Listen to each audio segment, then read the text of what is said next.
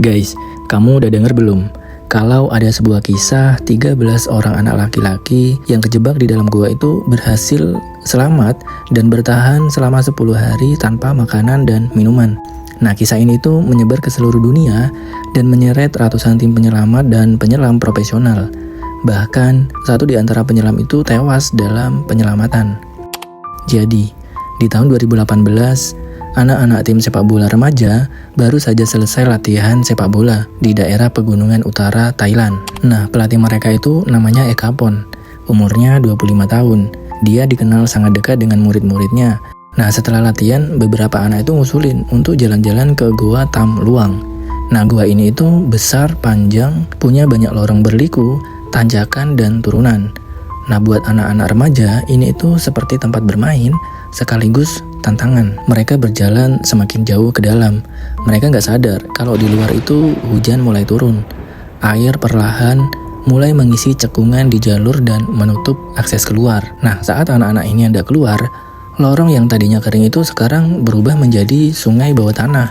Jalur pulang tertutup air banjir yang naik dengan sangat cepat. Karena panik, mereka akhirnya berjalan semakin masuk ke dalam, mencari tempat yang agak tinggi supaya nggak tenggelam.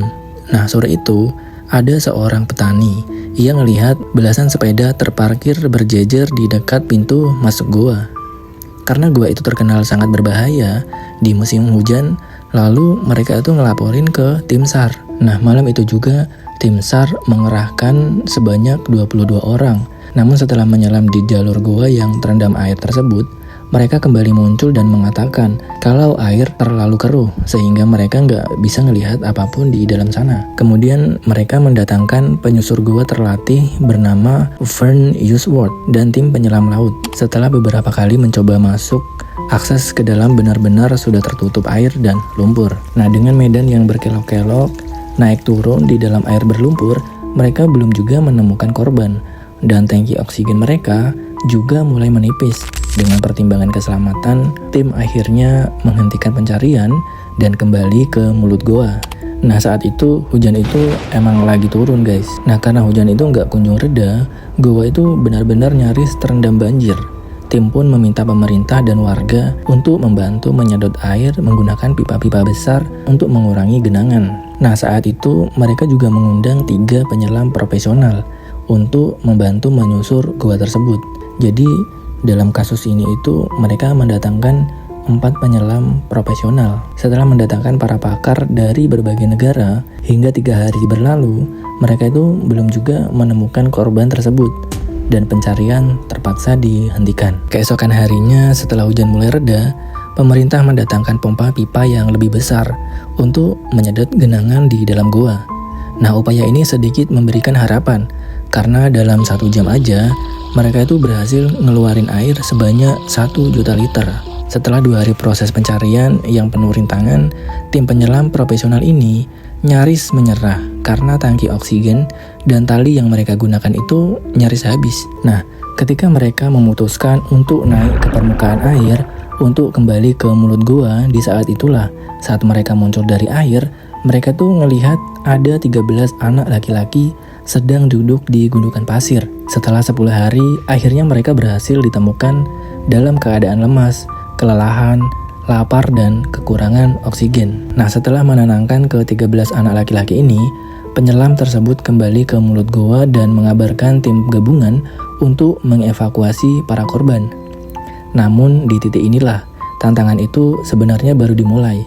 Karena mereka itu berpikir, bagaimana ya cara ngeluarin mereka ber-13 ini dari medan yang terendam air. Kemudian 4 penyelam profesional ini dan dibantu tim penyelamat mulai melakukan evakuasi, membawa 21 tangki oksigen sambil menyelam. Namun pada proses ini mereka itu menghentikan evakuasi karena proses ini ternyata memakan korban jiwa.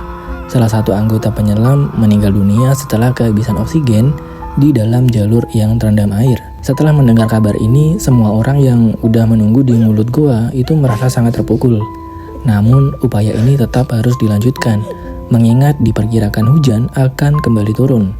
Karena jika hujan itu turun dan ke-13 anak laki-laki ini belum sempat diselamatkan, maka hal yang mustahil untuk menyelamatkan mereka. Setelah beberapa hari, mereka itu mulai mengevakuasi korban satu persatu secara estafet, menyelam lorong sempit dengan dibantu 2 orang penyelam dari setiap satu anak. Dalam proses yang sangat rumit ini, setiap korban itu diberikan obat penenang agar tidak panik dan jantung mereka itu tetap berdetak normal. Dan dalam satu anak memakan waktu hingga 8 jam proses sampai ke mulut gua.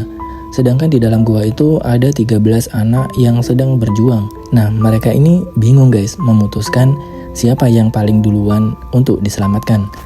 Akhirnya dengan kepolosan mereka tuh nyuruh rumahnya yang paling jauh untuk diselamatkan dahulu. Saking polosnya mereka itu berpikir kalau setelah keluar dari gua ini, mereka akan pulang menggunakan sepeda yang emang mereka tinggal di mulut gua. Mereka itu nggak sadar kalau ternyata berita ini tuh sudah menyebar ke seluruh dunia, bahkan mengundang penyelam dari berbagai negara. Nah, di hari pertama itu 1 anak berhasil diselamatkan. Kemudian beberapa jam, 3 anak laki-laki juga berhasil keluar, kemudian mereka langsung dibawa ke rumah sakit.